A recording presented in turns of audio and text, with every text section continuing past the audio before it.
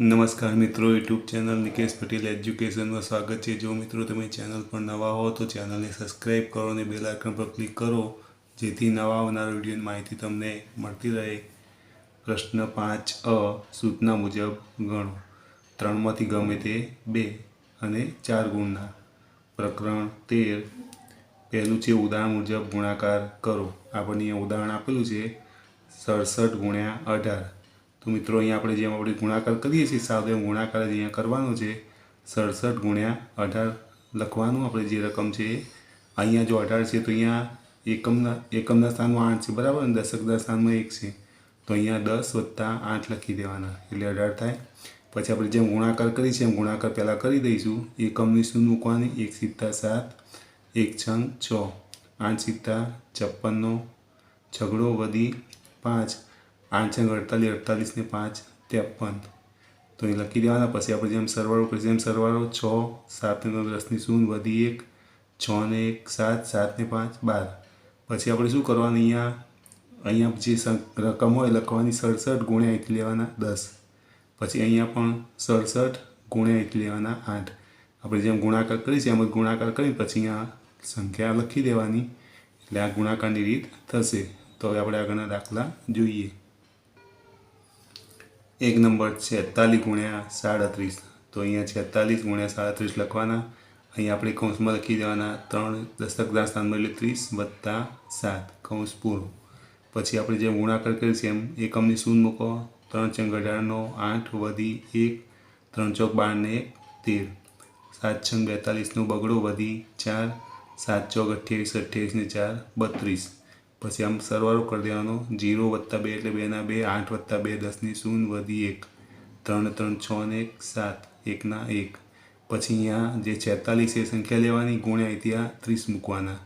પછી અહીંયા પણ 46 લખવાના ગુણ્યા અહીંથી આ 7 લખવાના એટલે આપણે બતાવેલી રીતે અહીંયા થશે। તો જવાબ આવે 1702।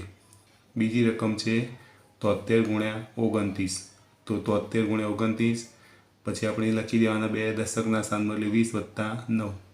પછી આપણે ગુણાકાર કરી દેવાનો, એકમની શૂન્ય 2 તરી 6, 2 સિત્તા 14, 9 તરી 27 નો 7 વધી 2, 9 સિત્તા 63 ને 2 65। પછી સરવાળો 0 વત્તા 7 એટલે 7, 6 ને 5 11 નો 1 વધી 1, 4 ને 5, 5 ને 6 11 નો 1 વધી 1, 1 ને 2। પછી અહીંયા આપણે કૌંસમાં લખી દેવાના 73 છે તો 73 ગુણ્યા અહીંથી લેવાના 20।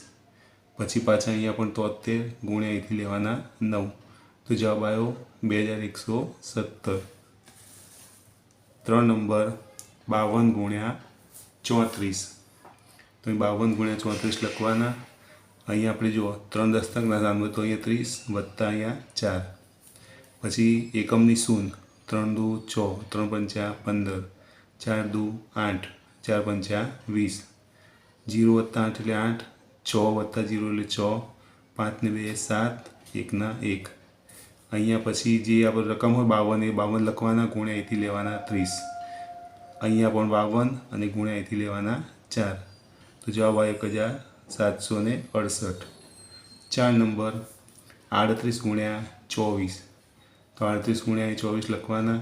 અહીંયા કૌંસમાં 2 દશકના સ્થાનમાં એટલે 20 વત્તા 4 એટલે 24 થયા। હવે આપણે ગુણાકાર કરી લેવાનો, એકમની શૂન્ય 2 * 16, 16નો ઝઘડો વધી 1, 2 તરી 6 ને 7, 4 * 32 નો 2 વધી 3, 4 તરી 12, 12 ને 3 15। હવે સરવાળો 0 વત્તા 2 એટલે 2 ના 2, 6 ને 5 11 નો 1 વધી 1, 7 ને 8 ને 9 તો 912 જવાબ।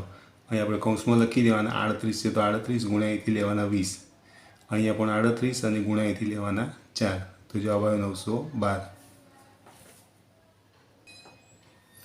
બીજા નંબરની સૂચના છે ઉદાહરણ મુજબ ભાગાકાર કરો। તો આપણે ઉદાહરણ આપ્યું છે 974 ભાગ્યા 16। તો આપણે ભાગાકાર જેમ કરી છે એમ સાદો ભાગાકાર છે અહીંયા 974 ભાગ્યા 16। હવે 16નો ઘડિયો પહેલી સંખ્યા જુઓ તો નાની છે બરાબર, 9 તો ના ચાલે, જોડે 7 લેવા 97 સાથે ભાગ ચલાવવાનો તો 16 છંગ 96, બાદ બાકી કરવાની, 7માં 6 જાય તો 1, અહીંયા રહેશે 0 થઈ જશે બરાબર, 9માંથી 9 જાય એટલે ઉપરથી ઉતારો 6, 16 થયા। તો 16 એકા 16, 6 માં 6 જાય તો 0, એટલે જવાબ આવી ગયો ભાગફળ 61 અને શેષ 0. તો આપણે આગળના દાખલા જોઈએ. 1 નંબર 950 ભાગ્યા 38. તો અહીંયા ભાગાકારમાં 950 ભાગ્યા 38 કરવાનું. તો પહેલી બે સંખ્યા સાથે ભાગ ચલાવીશું 95 સાથે. તો 38 દુ 76. હવે 5માંથી 6 ના જાય તો 10 કો લાવવો પડે, 5ની ઉપર 15 કરો, અહીંથી 10 કો લીધું તો અહીંયા 8. પછી 15માંથી 6 જાય તો 9, 8માંથી 7 જાય તો 1, ઉપરથી ઉતારો 0, 190 થયા. તો 38 પંચા 190. 0માંથી 0, 9માંથી 9 જાય તો 0, 1માંથી 1 જાય તો 0. તો આ 25 એ ભાગ પડતા નીચે લખવાનું, ભાગફળ 25 અને શેષ 0 વધી તો શેષ 0. 2 નંબર 447 ભાગ્યા 13. તો અહીંયા લખવાનું ભાગાકારમાં 447 ભાગ્યા 13. હવે પહેલી બે સંખ્યા 44 સાથે ભાગ ચલાવીશું તો 13 તરી 39. હવે 4માંથી 9 ના જાય તો 4ની ઉપર 14 કરવાના, અહીંયાથી 10 ખુલી, અહીંયા રહ્યા 3. 14માંથી 9 જાય તો 5, 3માં 3 જાય તો 0, ઉપરથી ઉતારો 7. 57 આવ્યા તો 13 ચોક 52. 7માંથી 2 જાય તો 5, 5માં 5 જાય તો 0. તો 5 શેષ વધી, બરાબર. આ 34 એ ભાગ પડાય તો નીચે લખી દેવાનું, ભાગફળ 34 શેષ 5. 3 નંબર 389 ભાગ્યા 12. તો ભાગાકારમાં 389 ભાગ્યા 12 કરવાનું. પહેલી સંખ્યા 38 સાથે ભાગ ચલાવીશું તો 12 તરી 36. 8માંથી 6 જાય તો 2, 3માં 3 જાય તો 0, ઉપરથી ઉતાર્યા 9, 29 થયા. તો 12 દુ 24. 9માંથી 4 જાય તો 5, 2માં 2 જાય તો 0. તો ભાગફળ આવ્યું 32 અને શેષ વધી 5. અહીં લખી દેવાનું, ભાગફળ 32 શેષ 5. 4 નંબર 819 ભાગ્યા 63. તો અહીં 819 ભાગ્યા 63 લખવાના. હવે 81 સંખ્યા સાથે ભાગ ચલાવીશું તો 63 એકા 63. 1માંથી 3 ના જાય તો 11 કરવાના, 1ની ઉપર અહીંયા 10 કો લીધો એટલે 7 રહ્યા. તો 11માંથી 3 જાય તો 8, 7માંથી 6 જાય તો 1, ઉપરથી ઉતારો 9, 189. તો 63 તરી 189. 9માંથી 9 જાય તો 0, 8માં 8 જાય તો 0, 1માં 1 જાય તો 0.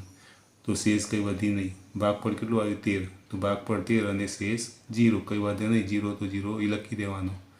હવે દાખલા નંબર સૂચના આપી છે 3 નંબરની, નીચેના દાખલા ગણો. પહેલી રકમ છે, એક હાથીનું બચ્ચું દરરોજ 14 લીટર દૂધ પીએ તો તે 2 વર્ષમાં કેટલા લીટર દૂધ પીશે? તો આપણને પહેલું તો 2 વર્ષના દિવસો લખવા પડશે. 1 વર્ષના 365 હોય તો 2 વર્ષના 730 દિવસ થાય. 365ને 2 વડે ગુણાકાર કરવાનો એટલે 730 દિવસ આપણે લખવા પડશે. હવે પદ મૂકવાનું, 1 દિવસ બરાબર 14 લીટર માટે 2 વર્ષના દિવસો જે આવે આપણે લખવાના, 730 દિવસ બરાબર કેટલા લીટર. હવે ક્રોસ ગુણાકાર, આ બંનેનો ગુણાકાર થશે 730 ગુણ્યા 14. આ બંનેનો ગુણાકાર જો મેં અહીંયા રફકામ કરીને બતાવ્યું છે, તમે પરીક્ષામાં આવી રીતે રફકામ કરીને અને પછી અહીંયા જવાબ લખી શકો. તો 730 ગુણ્યા 14નો ગુણાકાર કરતાં જવાબ કેટલો આવ્યો? 10,220. તો એ લખી દેવાનું, 10,220 લીટર દૂધ પીશે. 2 નંબર 776 પુસ્તકોને ખોખામાં મૂકવામાં આવે છે. જે ખોખામાં 26 પુસ્તકો સમાઈ શકે છે તો કેટલા ખોખાઓની જરૂર પડે? તો આપણે પદ મૂકીશું, 26 પુસ્તકો બરાબર 1 ખોખું, માટે 676 પુસ્તકો બરાબર કેટલા ખોખા? તો 676 ગુણ્યા કૌંસમાં આવે 26, છેદમાં પણ આપણે લખવાની કોઈ જરૂર નહીં. હવે 676 ને 26 વડે ભાગાકાર કરવાનો, રફકામ આવું કરવાનું. તો 676 ને 26 વડે ભાગતા જવાબ આવશે 26. તો એ લખી દેવાના, 26 ખોખાની જરૂર પડે. 3 નંબર, એક થિયેટરમાં 966 લોકો પિક્ચર જોઈ રહ્યા છે. જો તે હોલમાં 46 હરોળ હોય તો કેટલા લોકો એક હરોળમાં બેસી શકે? તો આપણે એ પદ મૂકીશું, 46 હરોળ બરાબર 966 લોકો માટે એક હરોળમાં કેટલા લોકો? તો આ ક્રોસ ગુણાકાર એટલે 966 અંશમાં છેદમાં 46. હવે 960 ને 46 વડે આપણે ભાગાકાર કરવાનો અહીંયા. તો ભાગાકાર આપણે જેમ કરીશું એમ કરીશું, જવાબ આવશે 21. તો લખવાનું 21 લોકો બેસી શકે. 4 નંબર, એક કંપની 1 લીટર પાણીની બોટલ ₹20માં વેચે છે. એક દુકાનદાર 384 લીટર પાણીની બોટલો ખરીદે છે. તો તેણે કેટલા રૂપિયા ચૂકવવા પડે? આપણને 1 લીટર પાણીની બોટલના કેટલા રૂપિયા? 20 રૂપિયા આપે છે, બરાબર. 20 રૂપિયામાં એક બોટલ, તો 384માં કેટલા લીટર આપણે પદ મૂકવાનું, તો 1 લીટર બરાબર 20 રૂપિયા, માટે 384 લીટર બરાબર કેટલા રૂપિયા? તો બે ક્રોસ ગુણાકાર આવશે 384 ગુણ્યા 20, એક છેદમાં લખવાની કોઈ જરૂર નહીં. તો 384 ને 20 વડે ગુણાકાર કરવાના હોય તે રફકામ કરવાનું, તો જવાબ આવશે 7780. તો જવાબ લખવાનો 7780 રૂપિયા થાય. જો મિત્રો તમને આ વિડીયો ગમ્યો તો વિડીયોને લાઇક કરો, કમેન્ટ કરો, શેર કરો અને ચેનલને સબસ્ક્રાઈબ કરો.